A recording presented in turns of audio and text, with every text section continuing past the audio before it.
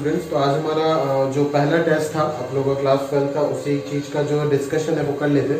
जो board exam का paper था वो काफ़ी सिमिलर था यार, और उस प्रकार के जितने भी क्वेश्चन है मैंने आपको ऑलरेडी क्लास में ये डिस्कस कर दिया। ठीक है, तो वो आप लेक्चर में शीट में सारे जगह पे आपको मिल जाएगा। अगर किसी क्वेश्चन में कहीं पे डाउट हो जाता है, लगभग सारे क्वेश्चन ही करा रखा है, अगर किसी क्वेश्चन में कभी डाउट वगैरह हो जाता है तो आप मुझे बता देना। ठीक है, तो मैं आपको उसका सॉल्यूशन प्रोवाइड कर दूंगा और प्रॉपरली आपको समझाने का जो है वो पूरा प्रयास करूंगा। ठीक है, तो उम्मीद करता हूँ कि ये सारे सवाल आप अच्छे से बनाए होंगे, और जो भी क्वेश्चंस आपका डाउट में है आप पूछ लीजिएगा तो बता दूंगा। सारे देखे हुए क्वेश्चन है, कराया गया है ना। एक क्वेश्चन जो था वो आपका रिफ्लेक्सिव सिमेट्रिक ट्रांजिटिव कुछ भी नहीं हो रहा है, प्रूव करने वाला था, वो आप थोड़ा सा ध्यान से देख सकते हो, है ना। अगर आपको कोई भी चीज जो है वो इस प्रकार से प्रूव करना है कि वो डिस्प्रूव करना है बेसिकली, तो आप जानते हो कि एक एग्जांपल देना मोर देन इनफ है ना, बिकॉज एक ही एग्जांपल से मैं किसी भी चीज को डिस्प्रूव कर सकता हूँ जो सेटिस्फाई नहीं कर रहा है। बट अगर प्रूव करना है तो वो एक एग्जाम से आप किसी भी एक एग्जांपल से आप उसको प्रूव नहीं कर सकते हो, आपको प्रॉपरली मेथड से प्रूव करना होगा इसको। तो ये जो रिलेशन है वो यहाँ पे रियल क्रॉस रियल, ये रियल नंबर का सेट है ना, और a less than equal to b cube जो है वो कहीं ना कहीं रिफ्लेक्सिव भी नहीं है, सिमेट्रिक भी नहीं है, ट्रांजिटिव भी नहीं है, वो आपको शो करना है। तो अगर शो करना है बेसिकली तो यहाँ पे आपको किसी ना किसी एग्जांपल से करना होगा। तो अगर मैं रिफ्लेक्सिविटी का बात करूं, तो आप ध्यान से देख सकते हो कि अगर मैं कोई भी वैल्यू जो है वो एक ले लेता हूं, मान लो रिफ्लेक्सिविटी का मतलब आपका यहाँ पे क्या हो जाएगा, कहीं ना कहीं सेम एलिमेंट जो है वही होगा। ठीक है, तो अगर मैं a का वैल्यू मान लो 2 ले लिया है ना, 2,2 ले लिया, ठीक है, तो ये तो कहीं ना कहीं सही हो रहा है, 2 less than equal to 2 cube, ये सही है, कोई इश्यू नहीं है। बट अगर मैं a का वैल्यू जो है वो रेसिप्रोकल में ले लेता हूं, तो आप ध्यान से देख लोगे कि रेसिप्रोकल का क्यूब होगा तो और भी छोटा हो जाएगा, तो ये जो चीज है वो कहीं ना कहीं गलत हो गया, तो रिफ्लेक्सिव नहीं होगा। ठीक है, सिमिलरली आप ट्रांजिटिव और सिमेट्रिक के लिए भी कोई ना कोई काउंटर एग्जांपल दिखाओगे। मतलब पहले तो सिमेट्रिक के लिए दिखाओगे, जैसे इसी चीज को आप सिमेट्रिक के लिए आप क्या दिखाओगे, जैसे आप ये दिखा सकते हो कि हाफ जो होगा वो 2 क्यूब से छोटा होगा, बट आप इसका कन्वर्स जो है दैट इज 2, हाफ जो है वो 2 कभी भी हाफ क्यूब से छोटा नहीं होगा, does not belong to R, तो ये सिमेट्रिक नहीं होगा। इसी प्रकार से आप ट्रांजिटिव में ऐसा तो रिलेशन, ऐसा तो ऑर्डर्ड पेयर सेट करोगे जो इस रिलेशन को सेटिस्फाई कर रहा है, और सच दैट आप ये प्रूव करोगे कि a, c जो है वो उस रिलेशन में बिलोंग नहीं कर रहा, मतलब उसको सेटिस्फाई नहीं कर रहा। ठीक है, तो कुछ इसी प्रकार से आप इसको प्रूव कर सकते हो। एकदम सिंपल था, तो बोर्ड एग्जाम का पेपर एकदम सिंपल था, उसमें कोई ज्यादा ऐसा कोई क्वेश्चन नहीं था जो आप नहीं कर सकते थे। अगर आप अच्छे से पढ़े होंगे तो सारे क्वेश्चन किए होंगे, और अगर आप नहीं पढ़ रहे हो तो बार बार बोलूंगा पढ़ लो, है ना, ऐसे आप मत करो खुद के साथ, तो पढ़ लोगे तो सारे आंसर जो है वो प्रॉपर्ली आपको दिख जाएगा, है ना। तो मेन जो पेपर हुआ हमारा जे मेंस का जो सेकंड पेपर था, उस चीज को मैं प्रॉपर्ली डिस्कस कर देता हूँ। देखो उसमें जितने भी क्वेश्चन थे ना वो आपको डरा रखा था बेसिकली, है ना, आपको सिर्फ डरा रखा था। क्वेश्चन में कुछ नहीं है, उसमें एकदम फ्लैट सवाल थे सारे, बट अगर थोड़ी देर आप पैशंस के साथ क्वेश्चन को समझे होंगे ना और समझने का प्रयास किए होंगे ना, तो आराम से जो है आप इस क्वेश्चन को आराम से सॉल्व कर सकते थे, कोई इश्यू नहीं था इसमें।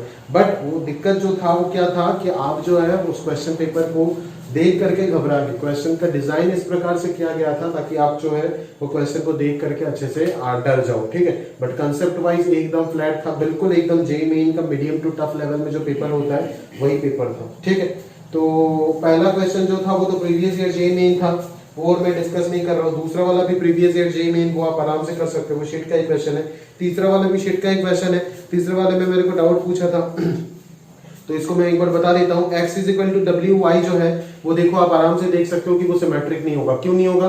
Because x is equal to डब्ल्यू वाई अगर है तो y इज इक्वल टू डब्ल्यू एक्स नहीं होगा। समझ में आ रहा है ना? क्योंकि ये तो गारंटी नहीं है ना कि x इज इक्वल टू डब्ल्यू एक्स जो है तो y इज इक्वल टू भी डब्ल्यू एक्स है, तो ये इसको अप्लाई नहीं करता है, तो ये कहीं ना कहीं ट्रू नहीं होगा। सिमेट्रिक ना होने की वजह से पहला वाला जो है r रिलेशन वो इक्विवेलेंस रिलेशन नहीं हो सकता, और एस जो है वो बिल्कुल बराबर इक्विवेलेंस होगा, because m by n is equal to p by q. अगर पी बाई क्यू की जगह पे एम बाई एन रख देते हो तो m by n equal to m by q. ये रिफ्लेक्सिव भी है, सिमेट्रिक भी है, और कहीं ना कहीं ट्रांजिटिव भी है। ठीक है, तो ट्रांजिटिव प्रूफ करने के लिए अगर बोर्ड्स में डिफिकल्ट पेपर होता है तो ये सवाल पूछे जाएंगे आपको। मैं बार बार बोल रहा हूँ, ये फेमस क्वेश्चन है, ध्यान से कर लीजिएगा इसको। हाँ, इसीलिए मैंने बार बार इसको टेस्ट में डाल रखा है। आप इस प्रकार से ट्रांजिटिविटी को प्रूव कर सकते हो। M1 N1 और PQ ले लिए, और इधर भी आपको PQ लेना पड़ेगा, और इधर आप M2 N2 ले लो। ठीक है, अगर आप इन दोनों ऑर्डर्ड पेयर को बिलोंग्स टू R करा रहे हो, बोल रहे हो, तो कहीं ना कहीं यहाँ पे आपको ये समझ में आता है कि M1Q जो होगा वो P टाइम्स ऑफ N1 के इक्वल होगा, और यहां से आपको ये समझ में आता है M2Q जो होगा, सॉरी M1Q जो होगा वो P टाइम्स ऑफ N1 होगा, और इधर जो अगर आप देखोगे तो P टाइम्स ऑफ N2 जो होगा वो M2Q के इक्वल होगा। ठीक है, तो यहां से अगर मैं दोनों को डिवीजन कर देता हूं तो M1 बाई M2 जो हो जाएगा वो N1 बाई M2 के इक्वल होगा। क्रॉस मल्टीप्लाई करोगे तो M1 M2 is equal to N1 M2 के इक्वल हो जाएगा। समझ में आ रहा है ना? तो कहीं ना कहीं ये ट्रांजिटिव भी हो गया, और इस प्रकार से ये जो है एक इक्विवेलेंस रिलेशन हो जाएगा। तो S जो है वो एक इक्विवेलेंस रिलेशन है, और R जो है वो इक्विवेलेंस नहीं है, बिकॉज R जो है वो सिमेट्रिक नहीं होगा। ठीक है, और एक ना होने से इक्विवेलेंस नहीं हो सकता। ठीक है, तो ये एक अच्छा क्वेश्चन था। बोर्ड एग्जाम में ये क्वेश्चन रिपीट हो सकता है। डिफिकल्ट सेक्शन में मैं बार बार बोल रहा हूँ, 2014 का पेपर याद रखिएगा आप। ठीक है, तो बिल्कुल इस तरीके का सवाल जो है, जो किए वो तो बहुत अच्छी बात है, जिन्होंने नहीं किए वो कर लेना, है ना। अगर आप ऐसे इस प्रकार की चीजें करते रहोगे तो आप खुद ही मुसीबत में आओगे। मैं और क्या बोलूं। ठीक है, तो अगर मैं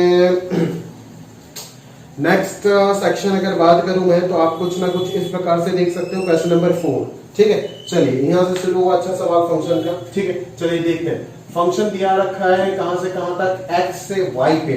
ठीक है, डिफाइन कर रखा है कुछ इस प्रकार से कि fx जो है वो sin x plus cos x plus 2√2 है। ठीक है, बोलता है if f is invertible then find x and y। x और y आपको निकालना है। समझ में आ रहा है ना? आप जानते हो कि अगर फंक्शन इन्वर्टेबल है तो बाइजेक्टिव होगा, अगर फंक्शन बाइजेक्टिव है तो फंक्शन ऑनटू होगा, अगर ऑनटू होगा तो इसका जो रेंज होगा वो क्या होगा, वो कोडोमेन के इक्वल होगा। ये तो आपका कोडोमेन है ना, तो कोडोमेन जो हो जाएगा वो इस फंक्शन का रेंज हो जाएगा। तो डायरेक्टली आप रेंज निकाल दो। a sin theta plus b cos theta का रेंज निकालना आता है, वो क्या हो जाएगा, -√2 से √2, और प्लस 2√2 अगर कर दोगे तो ये कहीं ना कहीं आ जाएगा √2 से लेकर के 3√2।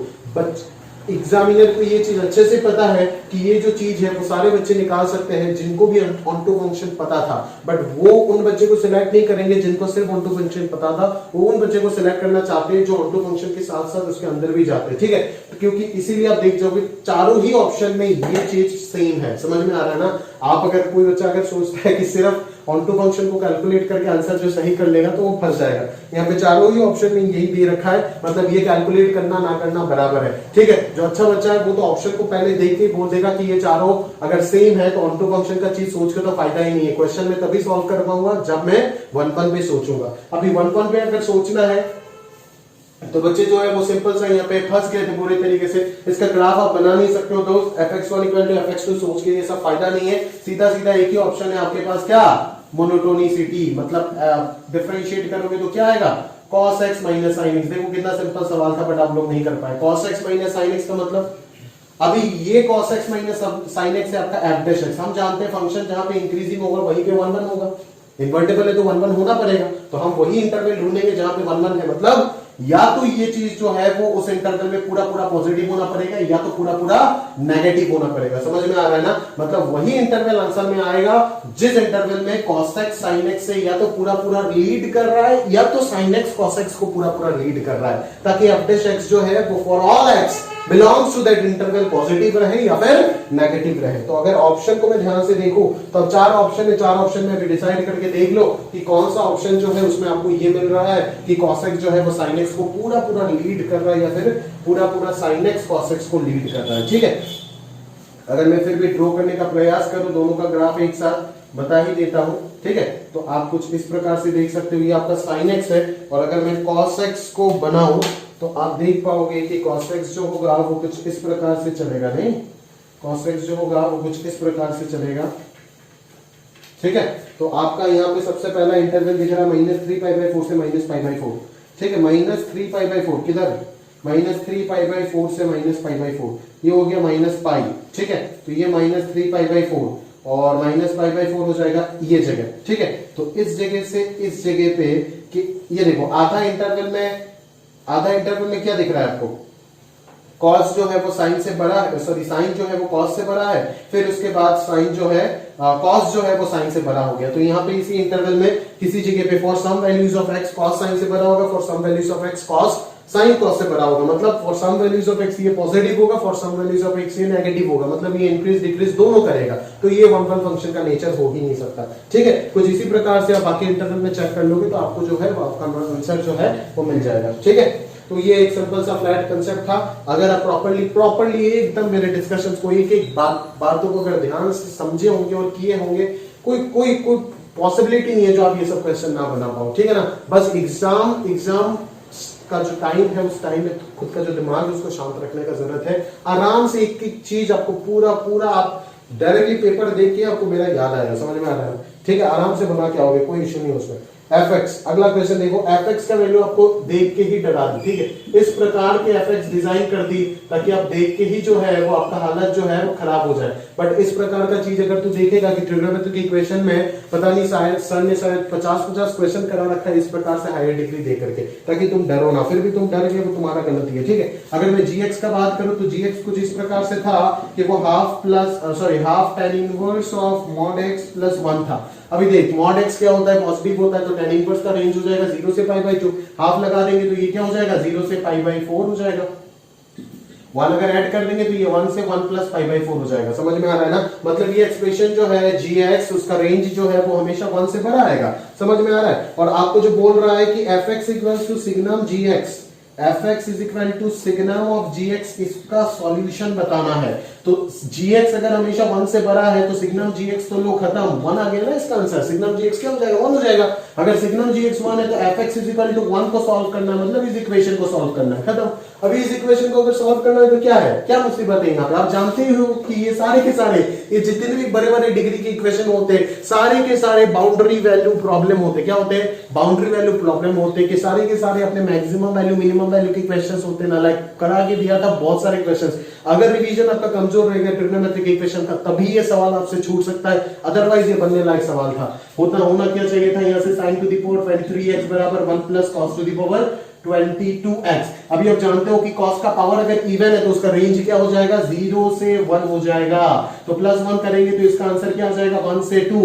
अभी sin टू द पावर 23 1 से 2 हो सकता है क्या, आप बोलोगे सर sin थीटा तो 1 से बड़ा होता ही नहीं है, तो sin टू द पावर 23 1 से 2 कहां से होगा। मैं बोलूंगा ये तो ठीक बोले आप, बट एक वैल्यू तो है ना ऐसा जो हो सकता है, वो कौन है 1, मतलब sin x का वैल्यू क्या हो सकता है 1, मतलब इस इक्वेशन का जो सॉल्यूशन है वो इसी इक्वेशन का सॉल्यूशन देगा, समझ में आ रहा है ना। इसका सॉल्यूशन बराबर है। अभी जो गिवन इंटरवल है उसी इंटरवल में आप चेक कर लो कि sin x इक्वल टू 1 का कितना सॉल्यूशन है। sin x का ग्राफ बनाओ, 1 का ग्राफ देख लो ना कि किस किस पॉइंट पे sin x जो है वो 1 हो रहा है in the given interval, that is -10 pi to 25। जो आंसर है तो मेरे ख्याल से जो मुझे उसने फोन किया था शाश्वत को बोला 15 आएगा तो 15 आ रहा है, ठीक है, बिल्कुल सही।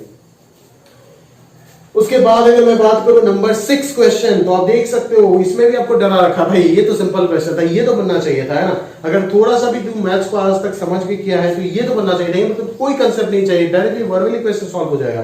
क्या करना चाहिए, इधर एक क्वाड्रेटिक दे रखा है fx में और gx में दे रखा है एक क्यूबिक इक्वेशन, समझ आ रहा है।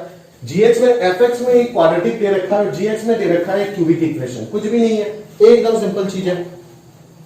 fx में दे रखा है, fx में दे रखा है, क्या दे रखा है fx में, fx में दे रखा है k square minus 3k plus 2 into x square plus k square minus 1 for all x belongs to जो है वो r है, ठीक है। और gx आपको दे रखा है दोस्त k square minus 6k plus 5 into x cube plus k square minus 2k plus 1 into x plus k square minus k for all x belongs to r है। समझ आ रहा है मेरी बात, क्लियर है। चलो तो यहाँ पे जो कहानी है वो क्या है, किस प्रकार से अपन समझने की कोशिश करते हैं थोड़ा सा।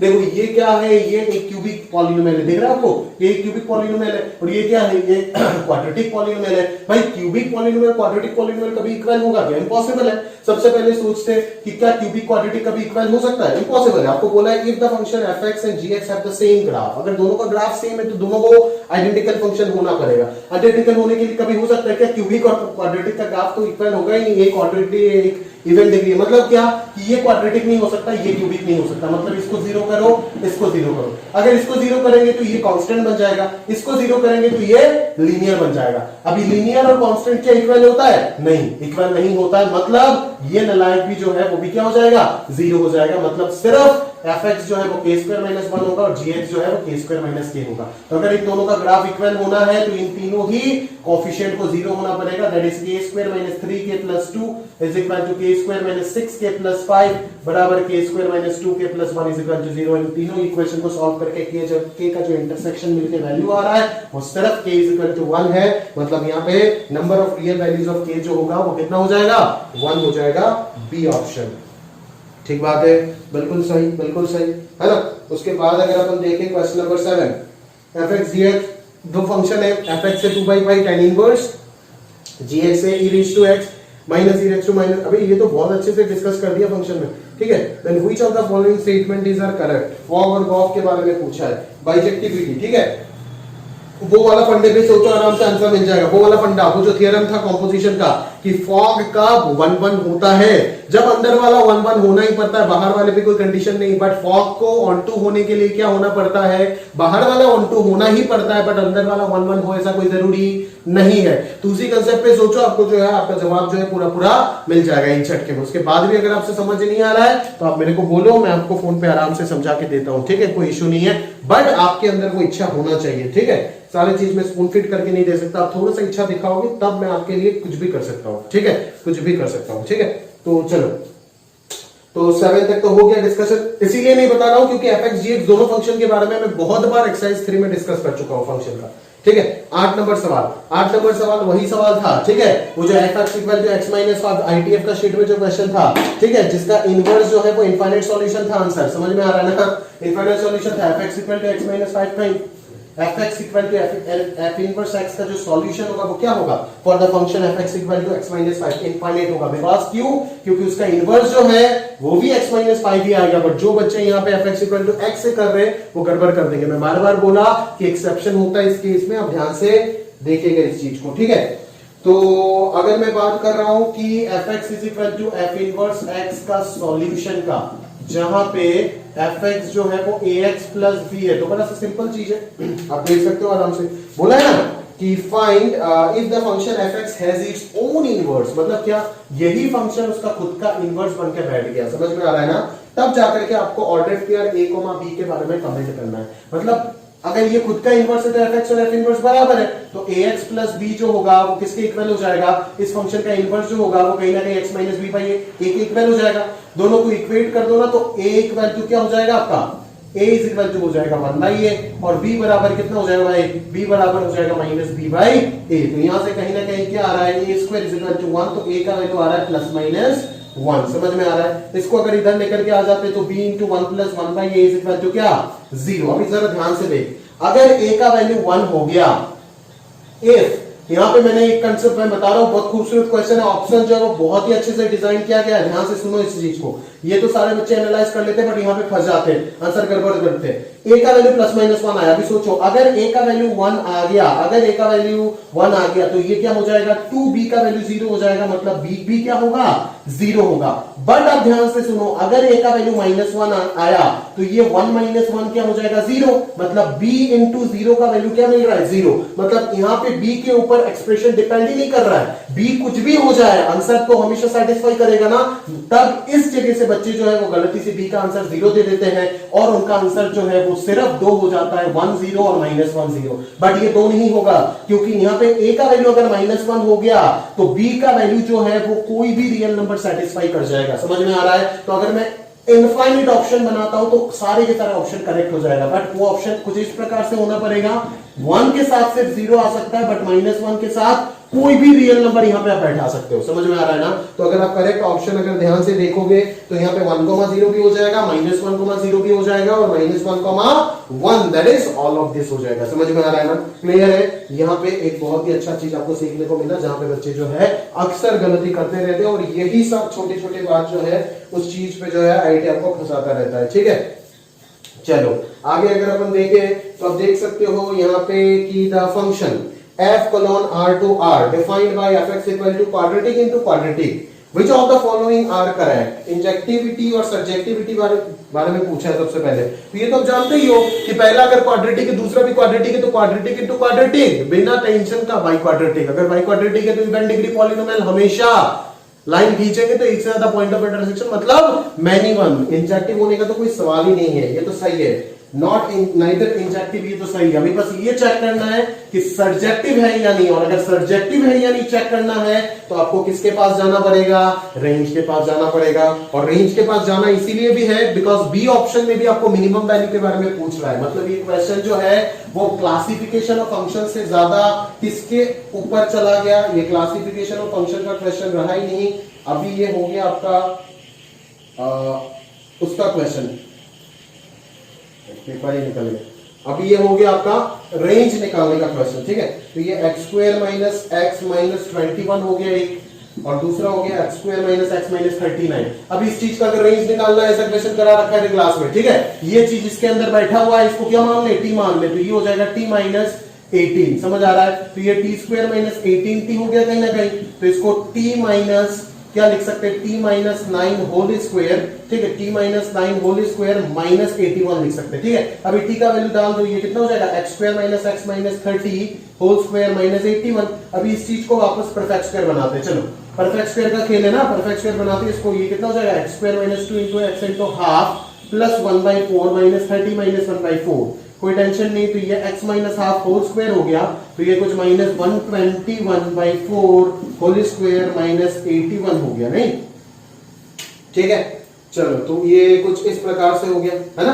तो कुछ इस प्रकार से अगर हो गया तो जो आंसर होगा वो क्या होगा, वो अपन अभी सोचने लगते हैं। चलो तो अगर मैं मिनिमम वैल्यू की बात करूं तो मिनिमम वैल्यू इस चीज का जो होगा, ये अपने आप में एक परफेक्ट स्क्वायर है ना। इस चीज का मिनिमम वैल्यू हमेशा क्या होगा, 0 होगा। तो ओवरऑल एक्सप्रेशन का जो मिनिमम वैल्यू होगा वो हमेशा क्या होगा, -81, ठीक है। तो आंसर जो है वो -81 से पता नहीं कहां तक होगा, मुझे समझ नहीं आ रहा है, ठीक है। इंफिनिटी तक होगा क्योंकि अपवर्ड इवन डिग्री पॉलिनोमियल है, उसका रेंज कोई मिनिमम वैल्यू से क्या होता है, इंफिनिटी तक होता है अगर लीडिंग कोएफिशिएंट पॉजिटिव है। अगर लीडिंग कोएफिशिएंट नेगेटिव है तो माइनस इंफिनिटी से कोई मैक्सिमम वैल्यू तक होता है, ठीक है। तो ये आप समझ रहे हो कि मिनिमम वैल्यू -81 हो गया, मतलब बी ऑप्शन भी करेक्ट हो गया। और अगर इसका रेंज रियल नंबर नहीं है तो ये ऑन्टो भी नहीं हो सकता, बिकॉज कोडोमेन जो है वो आपको कितना दे रखा है, रियल दे रखा है ना भाई। कोडोमेन आप देख सकते हो, कोडोमेन जो है वो रियल दे रखा है, मतलब ये ऑप्शन जो है वो भी करेक्ट हो गया। अगर ए करेक्ट हो गया, बी करेक्ट हो गया तो आंसर जो है वो क्या हो जाएगा, सी ऑप्शन हो जाएगा। समझ में आ रहा है। अगर सिंगल करेक्ट है तभी सी होगा, अगर वन और more than one option correct है, एडवांस में जैसे आता है, तो ए बी सी तीनों को ही आपको करेक्ट देना पड़ेगा, ठीक है। बच्चे यहाँ पे भी मिस्टेक करते हैं, समझ में आ रहा है ना। पूरा कंसेप्ट आता है, सवाल सही किया, फिर यहाँ पे देखो गड़बड़ कर देगा, ठीक है। सी पे मार्क करके आ जाएंगे, ए बी पे मार्क नहीं करेगा तो पार्शियल मार्क की वजह से आधा नंबर नहीं मिलेगा, ठीक है। तो इसी प्रकार से आपको एक एक छोटी छोटी चीजों पे ध्यान देना पड़ेगा, ठीक बात है। चलो अभी सोचते हैं 10 पे। 10 तो सारे किसी ने भी नहीं बना पाया भाई, 10 पे तो सभी देख करके एकदम फंस गए पूरे तरीके से, ठीक है। एक दो जन ने बनाया, सब पूरा चेक नहीं किया, बता दूंगा आपको रिजल्ट, ठीक है। चलो तो अगर अपन बात करें तो fx के बारे में, तो आप देख सकते हो fx एक फंक्शन दे रखा है और उसके बारे में बहुत कुछ जनाब शनाब आपको पूछ रखा है एग्जाम में, क्या करेक्ट होगा क्या नहीं होगा। fx इक्वल टू m का एग्जैक्टली रियल सॉल्यूशन किस m के वैल्यू के लिए होगा, 2 सॉल्यूशन किधर होगा, 4 सॉल्यूशन किधर होगा। इतना तो याद आएगा कि सर आपने हमारे को जब भी पढ़ाना शुरू किया था तब कुछ इस प्रकार का एक क्वेश्चन कराया था लीनियर में, और जहां पे आपने वो बकेट वाला ग्राफ बन रहा था ना, और उधर आपने ऐसा कुछ के वाला कंसेप्ट कराया था, बट वो सिंपल था, उसी का बड़ा भाई है। बट अगर वो समझ आता है तो ये क्यों नहीं आ रहा है। उधर ग्राफ बना लिए थे मॉड को डिफाइन करके, तो इधर भी तो ग्राफ बनाना पड़ेगा ना, नहीं तो कैसे आप करोगे। बोले सर इतना गंदा फंक्शन का ग्राफ कैसे बनाओगे। मैं पूछ रहा हूँ, इसका ग्राफ आता है, इसका ग्राफ तो आता है ना, इसका ग्राफ अगर आता है तो टेंशन क्यों कर रहा है। ये अगर आता है तो बाकी दुनिया तो ऐसे ही खत्म। मिनिमम वैल्यू निकाल, ए पॉजिटिव है, अपवर्ड पैराबोला होगा, मिनिमम वैल्यू क्या होगा, -b/a, दैट इज कितना हो जाएगा 4, कॉमा -d/2a, -d कितना हो जाएगा 16 - 12 4, तो -d/2a, तो ये हो जाएगा आपका -2। तो अगर मैं ग्राफ की बात करूं तो 1 2 3 4 4, -2, ठीक है। और 0 पे कितना आएगा, 3 आएगा। तो कुछ इस प्रकार से होगा। ग्राफ जो होगा वो कुछ इस प्रकार से होगा। अभी अगर ये ग्राफ पता है तो काम खत्म ना, मॉड लगा दो, ट्रांसफॉर्मेशन करो सीधा सीधा, इस चीज को हटाओ, इस चीज को हटाओ, तो ये किधर जाएगा, ये ऊपर चला जाएगा, इस प्रकार से होगा। ठीक है ना, ये पॉइंट क्या हो जाएगा 4,2 है ना। अभी क्या करना है, -2 कर देना है, -2 करना है भाई।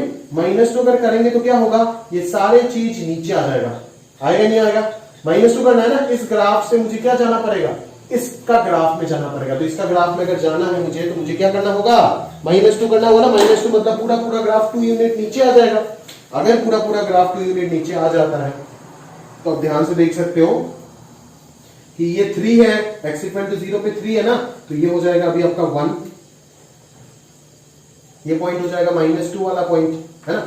ये कौन सा पॉइंट है अभी अगर मैं ध्यान से देखूं, 1 है, ये 1 है और ये 3 है ना। तो ये पॉइंट हो जाएगा आपका 1, -2 है ना, और ये कुछ इस प्रकार से होगा, ठीक बात है। और ये हो जाएगा आपका 3, -2 और ये भी कुछ ऐसे होगा। समझ में आ रहा है, क्लियर है। चलो तो अभी इस ग्राफ को रिलीज कर दो, अभी इसका कोई जरूरत नहीं है ना। और फाइनली जो ग्राफ है वो बाहर वापस मॉड लगा दिया, मतलब इस चीज का जो है वो वापस जो है वो क्या होगा, रिफ्लेक्शन होगा। समझ में आ रहा है ना, ऐसे ऐसे गया है ना, ऐसे था ऐसे आया, सही है। तो इधर का भी क्या होगा, रिफ्लेक्शन होगा ना, ऐसे।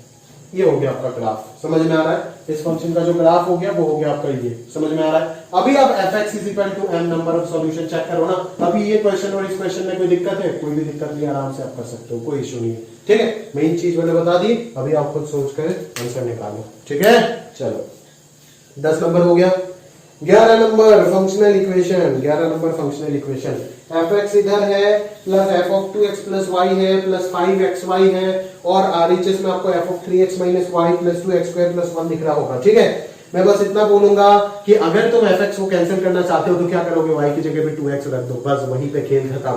3f वाला फंडा है ना, उनमें से 2 कैंसिल कर देना, y की जगह पे 2x रख दे, RHS में fx बन जाएगा और LHS में fx तो पहले से ही है, कैंसिल हो जाएगा। तो एक टर्म बचेगा सिर्फ f में, वो क्या बनेगा, y की जगह पे 2x रखने के बाद f ऑफ 4x। तो f ऑफ 4x का वैल्यू अगर मिल गया तो 4x को t मान के f ऑफ t निकाल सकते हो, और वही f ऑफ t अगर मिल गया तो f ऑफ x आ जाएगा आपके पास। समझ में आ रहा है ना। तो कुछ इस प्रकार से आप इस फंक्शनल इक्वेशन को आराम से सॉल्व कर सकते हो। आसान था बट थोड़ा सा ट्रिकी था, जहां पे आपको पकड़ना था। 3f वाला टर्म आ गया ना, तो उनमें से 2f को उड़ाना पड़ेगा, नहीं तो एक f आप कैसे निकालोगे, इम्पॉसिबल सा सिचुएशन हो जाएगा। समझ में आ रहा है, क्लियर है। तो उसी चीज को आपको सोचना था properly. f of 3x plus 2, f of 3x plus 29 equal to 0, period of fx, my god, period of fx जो है वो क्या है। इस प्रकार के क्वेश्चन काफी करा रखे आपको, कोई इशू नहीं है। ठीक है, तो मैं तो 3x प्लस 29 क्रिएट करने का कोशिश करूंगा एक और बार। मतलब प्लान क्या रहेगा, प्लान कुछ इसी प्रकार से रहेगा ना।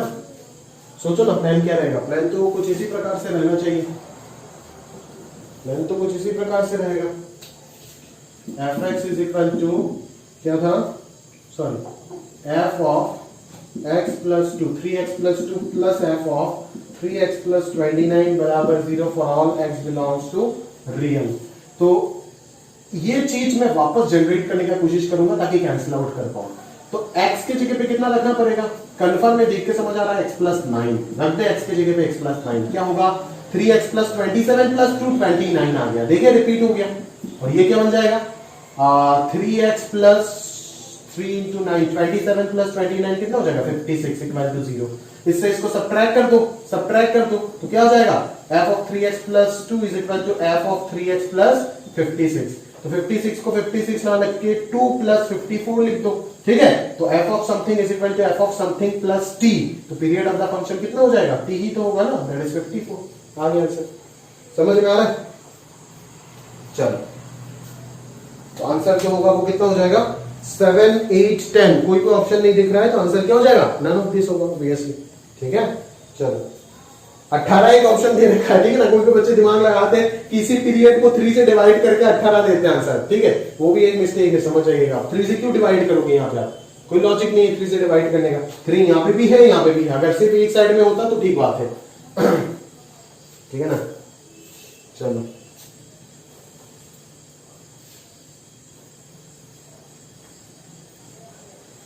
आगे अगर मैं देखूं तो mod y equal to x, अभी देखो mod y equal to sine x का ग्राफ बनाना सिखा दिया, तो mod y equal to cos x का ग्राफ तो बना ही सकते हो, और y is equal to cot inverse of cot x, इसका ग्राफ भी आपको बनाना आता है, प्रॉपर्टी 2 में सिखाया, तो दोनों ग्राफ बना दो और बना करके देख लो ना पॉइंट ऑफ इंटरसेक्शन कितना है इन द गिवन इंटरवल, वही तो हो जाएगा ना नंबर ऑफ सॉल्यूशन, खत्म बात। 14 नंबर जैसा क्वेश्चन तो ऐसे ही करा रखा है एडवांस वाला एक्सरसाइज में, आप देख लीजिएगा, सेम टू सेम क्वेश्चन है, आराम से सॉल्व कीजिए, ठीक है। Basically sin inverse theta plus cos inverse theta phi कब होगा, जब दोनों थीटा बराबर होगा, बस दोनों दो जीपी सीरीज है, उन दोनों को सॉल्व करके आंसर निकालना है, ठीक है। बट ये ध्यान रखिएगा कि इनफाइनाइट जीपी का समेशन तभी पॉसिबल होता है जब modulus of r less than 1 होता है। 15 नंबर वाला सवाल तो सबसे लल्लू सवाल था भाई, ये सवाल तो बनना ही चाहिए था आपसे, ये इसमें तो कुछ भी कंसेप्ट नहीं, कुछ भी सोचना नहीं, डायरेक्ट फॉर्मूला बाजी करना है। a sin x minus b cos inverse x is equal to c है, इधर से आपको पूछता है कि a sin inverse x plus b cos inverse x क्या होगा, बोल समझ में आ रहा है, तो a sin inverse minus b cos inverse, अगर a sin inverse plus b cos inverse का वैल्यू आपको जानना है तो आप इसको क्या करो, पाई बाई 2 माइनस sin inverse करके आप कॉमन वगैरह लेके sin inverse निकाल दो ना भाई, एक बार sin inverse आ गया, अगर sin inverse अगर आ गया तो पाई बाई 2 माइनस cos inverse करते ही cos inverse आ जाएगा, साइन इनवर्स कॉस इनवर्स अगर दोनों मिल गया तो यहाँ पे पुट कर दो वैल्यू, अगर वैल्यू पुट कर दोगे तो आंसर मिल जाएगा एक झटके में, समझ में आ रहा है ना, तो ये तो फार्मूला का क्वेश्चन था, sine inverse x plus cos inverse x equal to pi by 2, इस फार्मूला को अप्लाई करोगे, देखोगे कि आप ना पहले 5 क्वेश्चन देख के ही छोड़ देते हो, सोचते हो कि सब ये पहला 5 अगर नहीं बना तो कुछ नहीं बना, बट आगे और भी अच्छे अच्छे क्वेश्चन और इजी क्वेश्चंस भरे भरे रहते पूरे पेपर में, कोई भी पेपर अगर आप निकालोगे जेईई का, ठीक है, बट उस चीज को ना, उस आदत को आप चेंज करो, ठीक है, एफर्ट आखिरी दम तक मारना है, तभी जाकर के कुछ मिलेगा, ऐसे ये हुआ नहीं है, एचएसएलसी का एग्जाम नहीं है कि कुछ भी करो और रटते जाओ और नंबर मिलता जाएगा, ठीक है, अगर ऐसे सोच रहे हो तो गलत जगह पे हो सर, नहीं मिलेगा कुछ। The range of the function fx equal to cot inverse minus x minus tan inverse x plus sec inverse x, तो cot इनवर्स माइनस x को बस क्या लिखना है, pi minus cot inverse x, तो pi minus cot inverse x minus tan inverse x, तो minus common गया तो tan inverse plus cot inverse क्या हो जाएगा, पाई बाई 2, तो pi minus pi by 2 will be pi by 2, तो पाई by 2 plus sec inverse बच गया, और sec इनवर्स का रेंज पता है, उसको पाई बाई 2 ऐड कर दो तो रेंज पता चल जाएगा आपको, ठीक है। बट यहाँ पे एक चीज मुझे ध्यान देना होगा कि tan इनवर्स और cot इनवर्स तो कहीं पे कोई दिक्कत नहीं देता है, देता है क्या, कहीं पे कोई दिक्कत नहीं देता है, pi minus cot inverse minus tan inverse, ठीक है, तो ये तो कहीं पे कोई दिक्कत नहीं देता है, बट sec इनवर्स जो है ना, sec इनवर्स जो है ना, वो क्या है आपका -1 और 1 के अंदर कोई काम नहीं करता है। अच्छा नहीं, यहाँ पे तो कोई इशू नहीं होगा, मैं उसके तरह सोच रहा था एक्चुअली, वो sin inverse plus cos inverse plus tan inverse वाला क्वेश्चन नहीं कराया था, है ना, इधर पाई बाई 2 प्लस इसको भी ले लेते, -1 से 1 पे ये डिफाइंड होता है ना, और इसका हम वो वैल्यू ले सकते, बट यहाँ पे कोई इशू नहीं है, यहाँ पे ये तो रियल में डिफाइंड है, तो इसका वैल्यू पाई बाई 2 हम लिख सकते हैं, कोई इशू नहीं है, ये पूरा पूरा रियल में डिफाइंड है।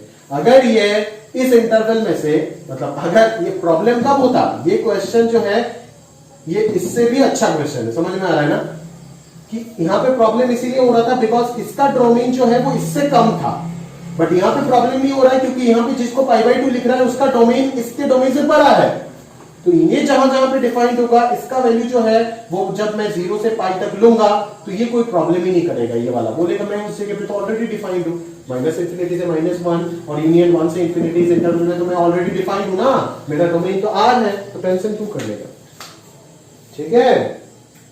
चलो 17 नंबर सवाल अगर देखें तो ये तो एकदम वैल्यू कैलकुलेशन है, ये आराम से आप कर लोगे, कैलकुलेटिव क्वेश्चन था, ठीक है। 18 नंबर अगर देखें तो mod of sine inverse sine x, sine inverse sine x का ग्राफ अगर पता है तो बाहर मॉड लगा देंगे, तो नीचे इरेज करके उसका रिफ्लेक्शन ऊपर ले ले ट्रांसफॉर्मेशन से, और is equal to cos x भी एक साथ बना दे, और देख ले कि -π/2 से π/2 के बीच में कितना इंटरसेक्शन है, ठीक है।